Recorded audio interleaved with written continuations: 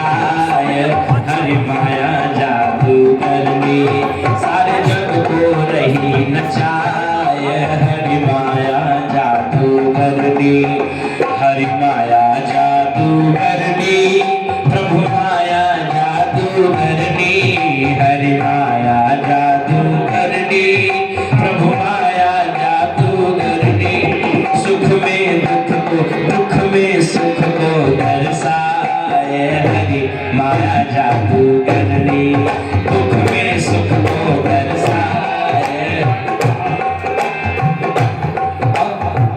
संत जन कहते हैं जब पंथ न कोई सूझे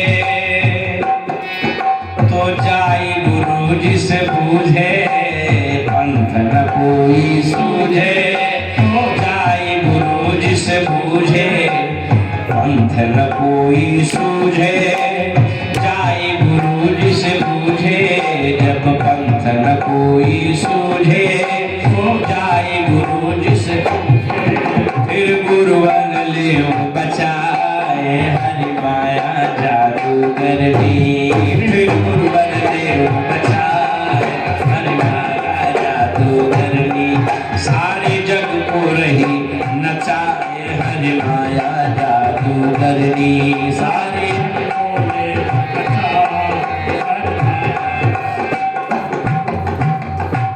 इस संसार को दो ही लोग नचा रहे हैं, या तो भगवान की माया नचा रही है, या तो भगवान नचा रहे हैं। कुछ लोगों को भगवान की माया नचा रही है और कुछ लोगों को भगवान नचा रहे हैं। ध्यान से सुनेंगे तो किनको भगवान की माया नचा रही है और किनको भगवान नचा रहे हैं, कैसे पता चले? कैसे पता चले कि हमको भगवान नचा रहे हैं कि माया नचा रही है? बोला नहीं पता चलेगा। बोला कैसे? बोला कि जीवन में रहते हुए प्रतिक्रियाएं जब अनुकूल और प्रतिकूल जीवन में आवे और उन प्रतिक्रियाओं को पाने के बाद, यानी जब प्रतिकूलता आ जाए तो आदमी दुखित हो जाए और अनुकूलता जीवन में आ जाए तो आदमी खूब प्रसन्न हो, तो समझ लीजिएगा उसको राम नहीं उसको काम नचा रहे हैं। आदरणीय हमारे सभी भक्तजन सुने, हमारे तिवारी जी विशेष ध्यान देंगे। बोले सियावर रामचंद्र की। जीवन में कैसे मान लिया जाए कि हमको राम नचा रहे हैं कि माया नचा रही भगवान की, कैसे पता चलेगा? बोले महाराज बड़ा आसान है। कैसे? बोला संसार में आप रहिए और संसार का व्यवहार यदि आपके प्रति अनुकूल हो और उस अनुकूलता में यदि आप फूले नहीं समा रहे हो, खूब अभिमान हो जा रहा हो, अहंकार हो जा रहा हो, तो जानिएगा काम नचा रहा है, माया नचा रही है। यानी जब अनुकूल हुआ पूरे नहीं समा रहे हैं और जब प्रतिकूल होगा तो तुरंत भगवान तो दुखित हो जा रहे हैं, रोने लग जा रहे हैं, छाती पीट पीट करके रो रहे हैं। परिणाम जब हमारे अनुकूल हुआ तो हम प्रसन्न हो जाते हैं और प्रतिकूल हुआ तो हम दुखी हो जाते हैं। संत जन कहते बंधुओं, परिणाम की अनुकूलता और प्रतिकूलता से ही पता लगाया जा सकता है कि कौन राम की वजह से नाच रहा है और कौन काम की वजह से नाच रहा है। यानी किसको भगवान की माया नचा रही है और किसको भगवान नचा रहे हैं। यानी सुख दुख जीवन में आने के बाद जो व्यक्ति घबरा जाता हो, जान लीजिएगा वह माया के चेहरे, बाबा रामायण लिखते हैं कि ते सब जान माया के चेहरे, उसे माया नचा रही है। लेकिन किसे भगवान नचा रहे हैं? बोला सुख और दुख दोनों जीवन में आने के बाद जो सर्वथा सुख में भगवान की कृपा का अनुभव करता हो और दुख में प्रभु की इच्छा का अनुभव करता हो। यानी सुख आया भगवान की कृपा बरस रही है, दुख हुआ तो भगवान की इच्छा चल रही है। ऐसा मानकर जीवन जीने वाला भगवान की इच्छा से जी रहा है संसार में। और दोनों तरह के प्राणी इस जगत में रहते हैं। महात्मा जी लोग बैठ करके सोचने लगे कोई गुरु मिल जाए तो फिर सत्संग शुरू होता। और तब तक उन लोगों के मध्य में एक 16 वर्ष के बालक श्री सूत जी महाराज का आगमन होता है। सूत जी महाराज, जब सूत जी आए तो जो 88 महात्मा लोग थे वे सभी लोग उनको देख करके खड़े हो गए और खड़े होकर उनको प्रणाम करते हैं। व्यक्ति का ज्ञान ही पूजनीय है संसार में, चाहे वह कोई भी हो। उसका आचरण, उसके ज्ञान, उसका संस्कार, उसकी विनम्रता, इसी का सम्मान जगत में है, इसी का सम्मान जगत में है। और शास्त्रों में आया है कि धन वृद्धा, बल वृद्धा, आयुर्विद्या तथैव च ते अपि सर्वे ज्ञान वृद्धा किंकरा प्रति किंकरा।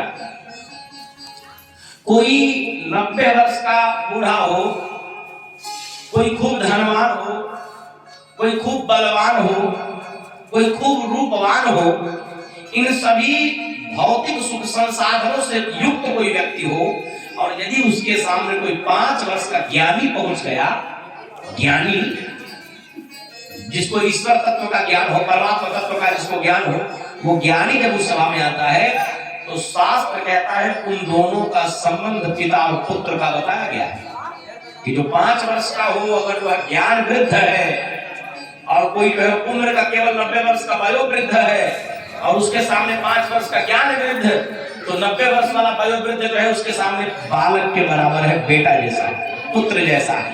और 5 वर्ष का हो यदि वह ज्ञान वृद्ध है और यदि उसको समाज का प्रतिनिधित्व करने की योग्यता उसके अंदर है तो वह उस समाज का प्रथम व्यक्ति है।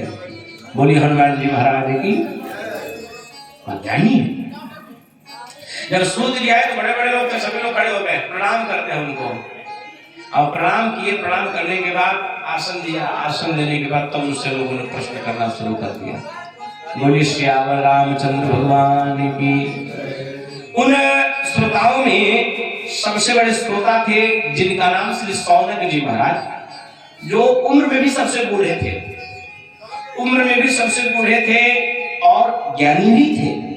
लेकिन जब 16 वर्ष के वह युवक श्री सूत जी महाराज का आगमन आसन पर हुआ और वे विराजमान हुए, जल्दी जल्दी में मंत्रों के द्वारा ही उनका पूजन अर्चन करने के बाद उन लोगों ने उनसे प्रश्न किया और भगवान की कथा उनसे सुननी चाहिए। प्रश्न करते हैं, प्रश्न करके पूछते हैं, कहते हैं कि हे प्रभु, भगवान की बड़ी कृपा हुई है कि हम सभी का समागम इस पावन दरबार में हो रहा है और हम आपसे कुछ जानना चाहते हैं, कुछ पूछना चाहते हैं। कृपा करके आप विस्तार पूर्वक उसे हमें समझाने का प्रयत्न करें। और क्या पूछते हैं? मम कर्ण रसायनम, हे प्रभु भगवान की लीला क्या है, भगवान की कथा क्या है? भक्ति ज्ञान विरागाणाम विवेको वर्धतो महान माया मोह निरासश्च वैष्णवी कृते कथम। हम आपके द्वारा भगवान की कथा सुनना चाहते हैं कि जो हमारे कानों के लिए रसायन बूटी बने, रसायन बूटी बनकर के हमारे कानों को लाभ दे, मोह माया का निराकरण इस संसार में रहते हुए भी इस संसार सागर से पार कैसे हुआ जाए, मोह माया से हटकर किनारे किस प्रकार भगवान को पाया जाए, भगवान को भजा जाए।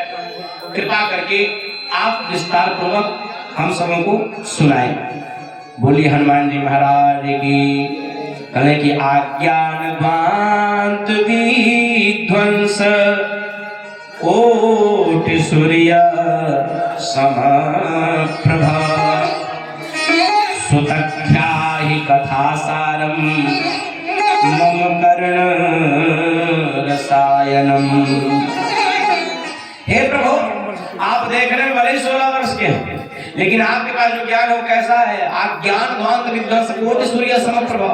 अंधकार, अज्ञान रूपी अंधकार का हरण करने के लिए, अज्ञान रूपी तिमिर का नाश करने के लिए आपके पास जो ज्ञान है वह करोड़ों करोड़ों सूर्य के बराबर है। ज्ञान के द्वारा ही अंधकार, अज्ञान रूपी अंधकार का नाश होता है।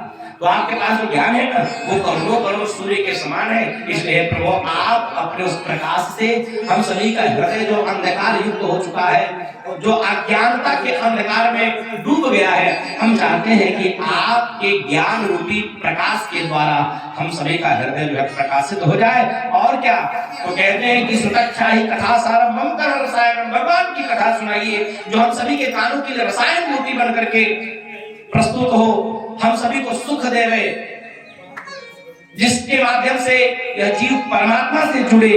और क्या कहते हैं? कहते हैं भक्ति ज्ञान विराग आपको विवेको वर्धतो महान। ऐसी कथा, ऐसा प्रसंग सुनाइए कि जिसको सुनने के बाद भक्ति ज्ञान वैराग्य आदि की प्राप्ति हो। और क्या?